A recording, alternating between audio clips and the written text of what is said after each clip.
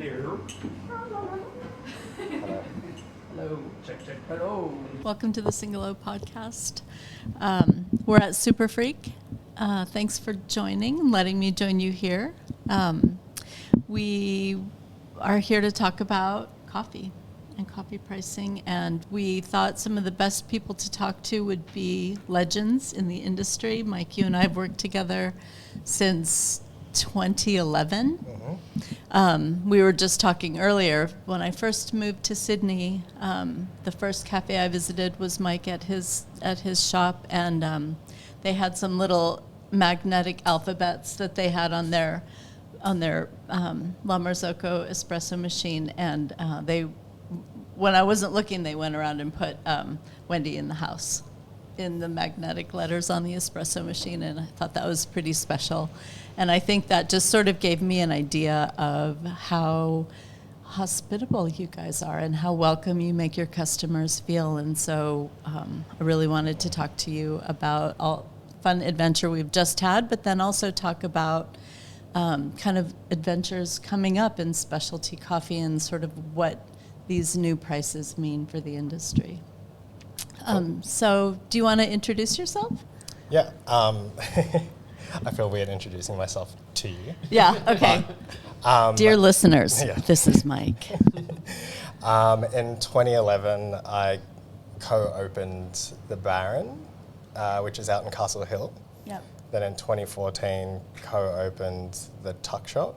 And then that's when Harry came and started working for us. Yep. And then in 2017, we opened Goodfella in Bella Vista. Yep. And then 2021, we opened Soulmate in Newtown. 2023, Splash in Petersham. And then 2024, Superfreak. Superfreak here. Yeah. And using Single O since day one. Yeah. Amazing. And thank you. Yeah, so I worked with Mike for a lot of years, and then 2020 we got the idea to open Soulmate, so we worked on that for a while, and then more recently Splash, so got some skin in the game. Yeah, nice. I love the Splash location too. It's been fun. It's super fun. It's been a good summer. Yeah, nice. So recently, we were all three in Costa Rica together, visiting one of our really longtime partners, Hacienda La Manita. And I just wanted to ask kind of what you thought before we went. Like, what were you thinking about? What were you hoping about the trip? I think we knew the trip was going to be amazing, but I think we kind of it flew under the radar a little bit. Like, I remember there was a few days out, and Mike said to me, I think, like, we're underestimating how good Costa Rica is going to be, and how, like, much we're going to be blown away by it. And it was pretty much exactly what he said. Like, we were all just pretty enthralled the whole time. Like, so informative and just so beautiful. Like, where we stayed on the farm, and we learned so much. So, it really was really educational and really opened our eyes to a lot of stuff. Yeah.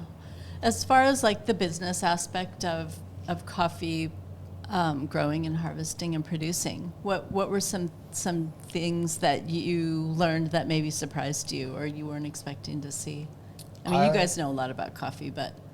Yeah, I mean, we know a lot about coffee from post-roasting, but when it comes to the farming and the green coffee, I think our knowledge isn't that great.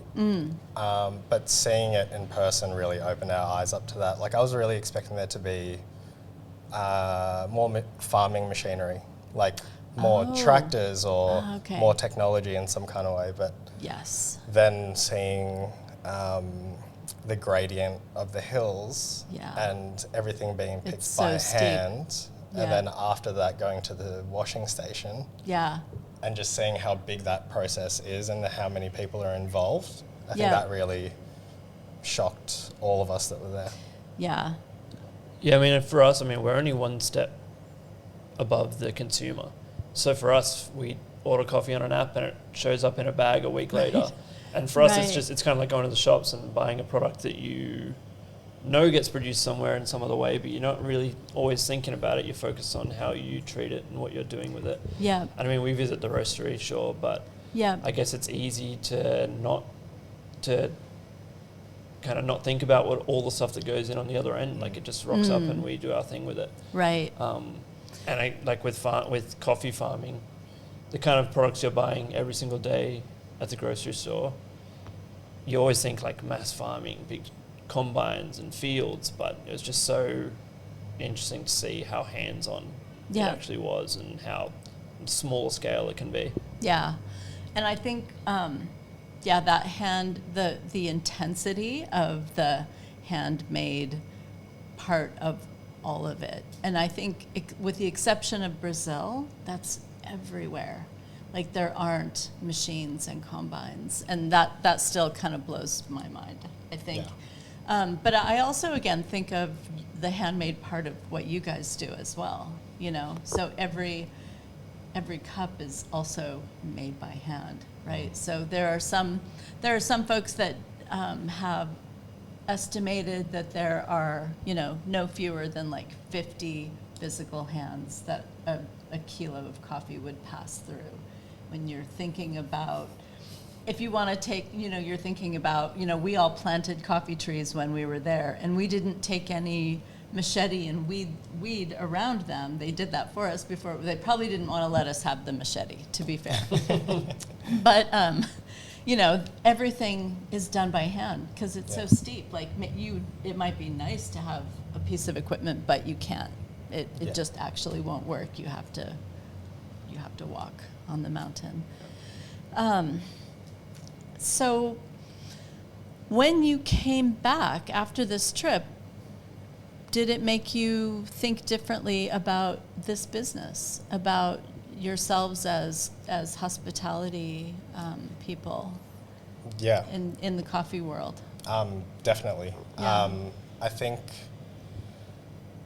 for us, when we're making coffee now, just the small things like wasting a shot or making a mistake or putting an order in wrong in the POS system, like, it just brings me back to the farm and how much effort and care was put into that and how we need to take a bit more care and just do them proud. Yeah. Yeah. I mean, we picked coffee, and we picked coffee for an hour, right? But I think the first time I did that, even at home, like, if I drop a bean of coffee on the floor when I'm making coffee in the morning, I just feel I could have been like someone picked that, right? Because there's only 2 beans per every single cherry that you pull off. Right, so 1 bean is literally somebody took it in their hand, you know. And that hour was so hard. You guys did really well, though. They did say, like, that was one of the best picking groups they'd ever had. Like, but it was really ripe as well, so they were falling. Yeah. They were falling right off. I guess it just shows, like, one thing that we also spoke about was just how much care there was through the whole process, like down from the small scale farmers to the guys in the milling station who are tasting 200 coffees a day. Right. And then through to the Lamanita guys who are hosting us and showing us the farm. Like, every single one of those people along the line just showed so much care and, like, enthusiasm for what they were doing. Yep. Like, it didn't feel at all, like, meaningless or soulless at any point. It was all the opposite. Yeah. What did you think about the dry mill process? Like, how... I think that's one of the things that I always find most interesting is how the specialty line is sort of taken away through density and screen size and hand sorting, right? So all the coffee that a farm can produce, if you've got great plants and good husbandry and good soil and inputs and you're picking when it's ripe, you're going to have a good product. But then you also are turning it into a specialty product through all of these other channels of separation that you do. Did you have any thoughts about that? I mean, I've shown a few people some photos from the trip, and every single one I've shown a picture of the sorting tables. where they're sorting each bean by hand. Yeah. And everyone I've shown that to has been like, no way. Like, Yeah, they're that's what sitting at always this gets table me too. and sorting bean by bean, just picking out the bad ones and throwing them in a bucket. Yeah. But also what you kept saying to us, that every bean has a home. Like, those ones that are getting discarded aren't getting thrown away. They're just getting used for something else. That's right. Which is really positive. But yeah, everyone was blown away by just the minute care taken for it. Yeah. So when, what do you think? How are you sharing this with your customers? I was saying to Harry earlier, it's kind of hard to share this with customers in our industry because your time is quite fleeting because you're quite busy trying to, it's not like a wine bar where we can just tell you all about everything because we don't have that time. Yep. But I think this is a start. Yep. And I think with us, after this, we're going to be educating our staff a bit more on all of this. And then I think just trying to find the time to actually stop and talk about it rather than getting consumed in trying to get it out as quickly as possible. Yep. Yeah. I think as we're moving into sort of like the new normal with coffee pricing, as coffee pricing is going up at cafes all over Australia, the global coffee price is definitely over double. How do you see that message maybe helping to make that a little bit easier to understand for the coffee drinker? Yeah, I mean, we can definitely use everything that we saw over there just to explain how much goes into every single cup that is drunk every single day. And I guess that's something that everyone in the industry is hoping to achieve, is that the consumer can see everything that goes into their everyday coffee. Yep. And I mean, obviously there's a pretty big stigma in Australia about coffee pricing, about what it should cost. And I think that's the best way to break that stigma, is to let everyone know what goes into every single bean, every single coffee that they're drinking every day. Yeah. And we saw that firsthand, so it's pretty easy to then relay that to people who are interested in it. And obviously the person has to be interested. We're going towards the people who want to know that information, and then they're the people who are willing to pay the extra prices that are going up. So it's just about spreading that knowledge to everyone else. Yeah. I mean, I think as well around coffee pricing, everyone has different values and expectations around what it should cost. Yep. Like for me, I don't actually have to have a coffee every day, but I enjoy the taste and the ritual of it. But then someone else might be more inclined to stop by a petrol station or a drive-through and have a coffee for the energy, or might not even really care for the taste too much. And I think our customers already know that there's quality behind it. Yep. So I think educating them will be a lot easier. Yep. They've already self-selected. Yeah. Kind of. They know if I come to Superfreak, I'm going to be in good hands. If I come out to Splash, I'm going to get something that I know is already going to be at a higher quality level because it's made by well-trained folks. Yeah. So the Cups Up for Specialty, for me, that, just sort of the fight that we're bringing to make coffee seem, kind of help people understand how valuable it is. And that we see this price increase as really being a celebration for specialty coffee. Everyone in the specialty coffee industry has said for so long how specialty coffee is too cheap. And now that, we're paying these higher prices, whether we like it or not, I definitely feel like it's just such a good opportunity to see the new balance of having those extra premiums flow back to the producer in a way that will hopefully make more people interested in growing the product and doing that level of work. Yeah. I mean, I've told the story a few times, but one of our favorite moments from the trip, we were up in a receiving station up in the mountains of Costa Rica, and we met these farmers, and there was a man, his son, and his son's son were all there, and the youngest was about 10, the man was 60 or 70, and his son was there, and we got talking to him a bunch, and we were asking him some questions. One of the main questions that stuck with me was we asked him, like, do you want your grandchild to continue what you're doing? Do you want him to be able to make coffee, to grow coffee, farm coffee? And he said, yeah, of course, I'd love that. But he wasn't sure whether it was still going to be viable or efficient or profitable for him to keep doing that 2 generations down.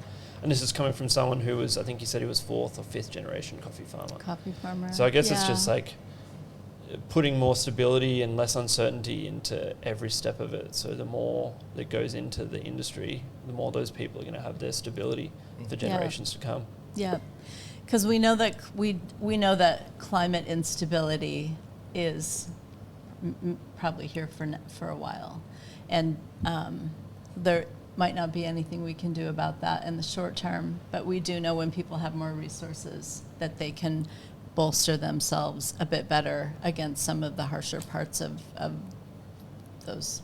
Totally. Those prices. So I think, we're feeling good, confident about the industry. How are you guys feeling? I mean, everyone in the coffee industry said for years that coffee pricing's too cheap. Yeah. And it's probably had an effect on, like a backflow effect for many years now. And I mean, we don't want to put the prices up. You guys don't want to put the prices up. They don't want to put the prices up. But now it's become a point where it's no longer viable. Yeah. I mean, we're customers of other cafes. Yeah. You know, like as if we want the price of everything going up, especially at the moment with the cost of living. But like I was saying to Harry before, we used to pay like $40 to $50 for a box of eggs in 2011 when we opened the Baron. Yep. And now we're paying double. Yeah. Yeah. 100 to 110. Which, like, I don't like comparing things like that, but I just think with specialty coffee, there's value in it. Yeah. And I think people see it, and I don't know, I think couple of cents up every now and then is okay. Yep. But yeah, we've definitely held off for too long. Yeah.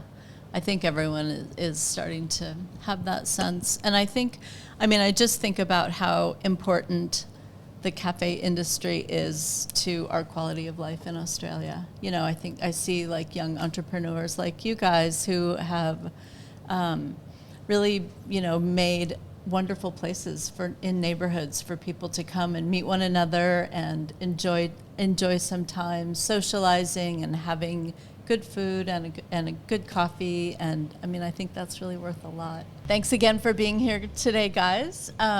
If you are looking for an amazing coffee, please check out Superfreak and Soulmate. Thanks, Wendy. Thanks for having us. Thanks, guys.